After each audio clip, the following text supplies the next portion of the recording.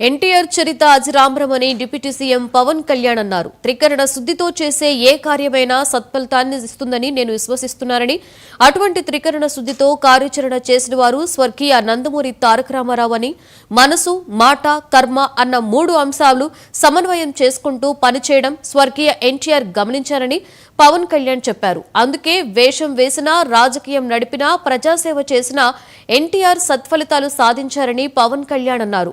నటుడిగా, రాజకీయ నేతగా, పరిపాలనా దక్షునిగా చరిత్ర పుటల నుండి చెరిపివేయలేని చరిత్ర ఆయనది అని, ఆ మహామనిషి కళాఋషి జయంతి సందర్భంగా పుష్పాంజలి ఘటిస్తున్నారని పవన్ కళ్యాణ్ పేర్కొన్నారు.